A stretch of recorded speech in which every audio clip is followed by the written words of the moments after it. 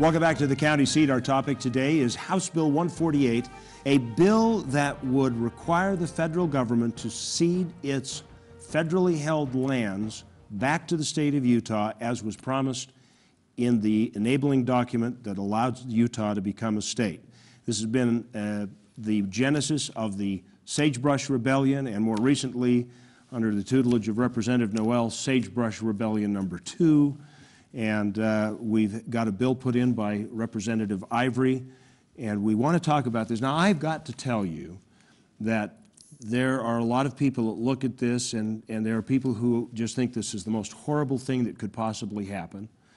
And there are people that think that this might be the best thing that ever happened, but boy, either side, they think you are way out on a limb doing this bill.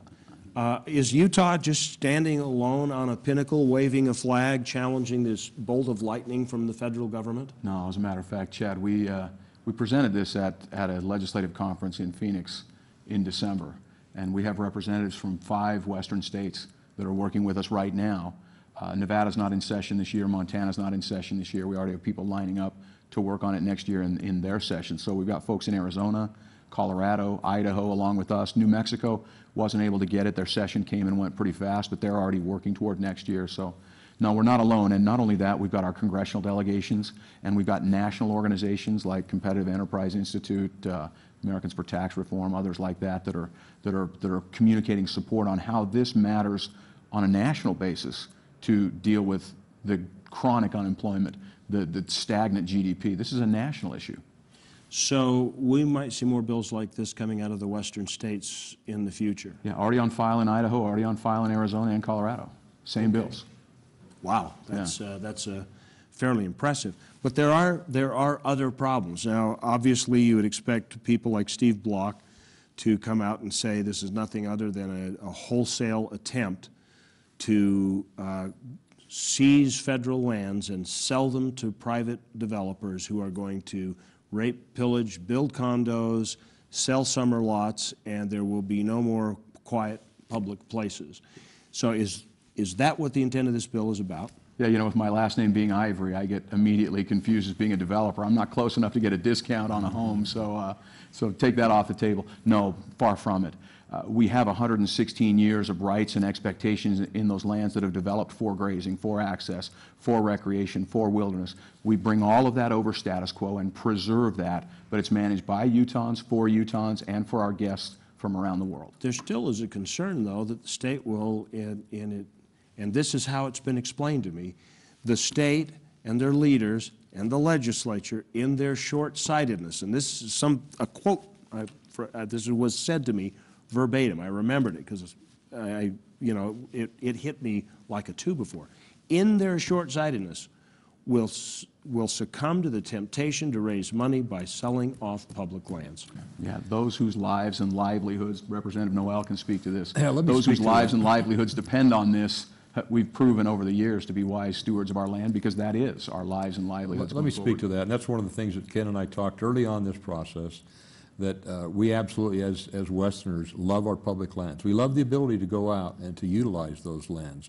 We are not going to sell off these public lands wholesale. There will be some sales, just like the Federal Land Policy Management Act said. It's a retention act and a disposal act, so there will be some disposal. We need more land to move out into the areas, the rural areas within cities. In Washington County, in Iron County, those areas that are growing, we need some more land. There are isolated parcels of land that are uneconomic to manage. Those things will be sold. But the vast majority of land, especially as Ken talked about, with permits for grazing, with permits for mining, with access, with private property extension, those things will be retained. Your favorite hunting spots will be open.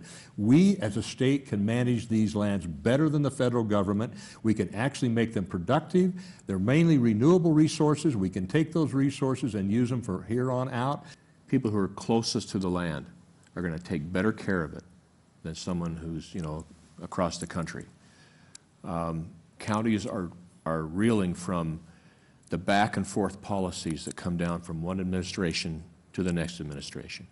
Counties just went through an 8-year process to develop land use plans on BLM lands that culminated in 2008, the last few months of the Bush administration. We've seen nothing but disruption of that. under the new administration. And it's draining. It's a drain on taxpayer dollars. We need stability. And counties know this idea that local folks don't care about the land. How absurd is that? I mean, if people just need to count to 10 backwards and think about that.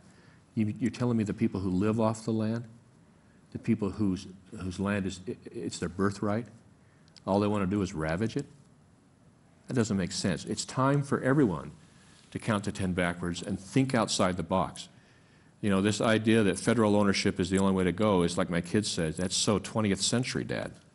And we need a new paradigm. We need a new way to look at it. And that is, you know, the wall that needs to come down is this notion that the locals don't know how to take care of their land.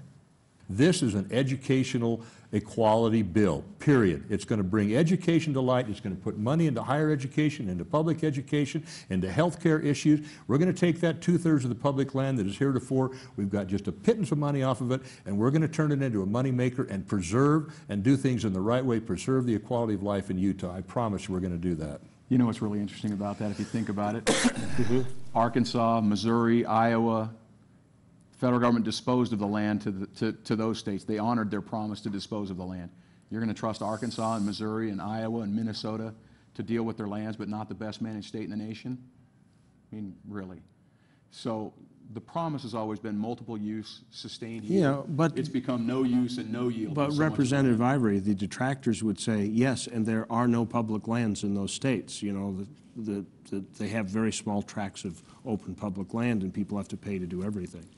Yeah, I mean, that's just who we are. Different. That's part of who we are in Utah, and we appreciate that. And so, you know, your representatives are going to reflect who we are in Utah, and we understand tourism. That's a big part of our economy. We understand. Let's look at the second largest single landowner in the state of Utah, the State Institutional Trust Lands Administration, how they manage their lands. Once we got them into a situation where they were controlled by a board with oversight by the legislature, they've done a wonderful job of managing those lands and bringing revenues back to the state. They have over $1 billion in assets in their trust fund right now, and they're divvying out that money to the school children of Utah. The interest and dividends portion of that, it goes to the school children.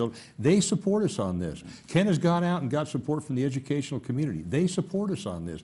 People that understand the economics of where we are in Utah support us on this. The counties, Utah Association of Counties supports us on this. So it's just a few people that are out there saying, hey, we want to keep the federal government. I had a Democrat the other day say to me, I like the federal government controlling 2/3 of our state.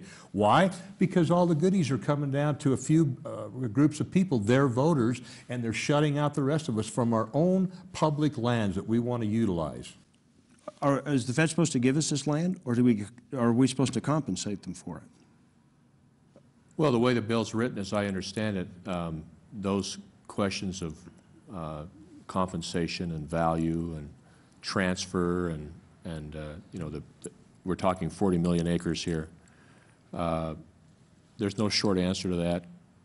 The bill in its wisdom, instead of trying to bite all that off and chew it in one bill, it commissions a special group, a task force under the Constitutional Defense Council to study those very issues for 2 years. So can't give you definitive answers right now on all that, but when this bill passes, the wheels will start turning for those questions to be investigated and to be methodically thought out.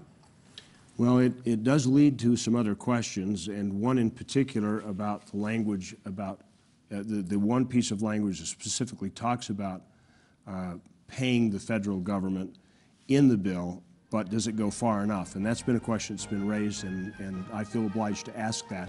And we will do that when we return here to the county seat. We'll be back just after the short commercial break. How would you spend an extra day in Utah Valley?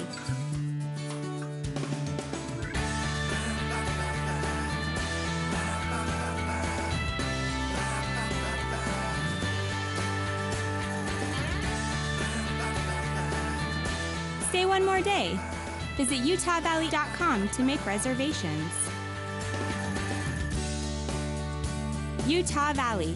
Bring everyone together. What brings you to St. George? Business meeting. Staying long? Just here for the day. Quick in and out. Hey, I just landed. Can we meet in the anymore. Oh, too bad. Why so fast? Stay any longer, we'll run out of things to do. On second thought. Buddy, something's come up. I'm gonna need another hour. Can we push the meeting till noon?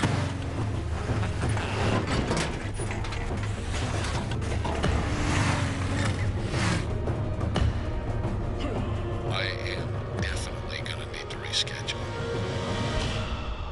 Holy... Sit back, relax, and enjoy your 45-minute flight to Salt Lake. How'd that meeting go? I should have booked a weekend. The State of Utah School and Institutional Trust Lands Administration.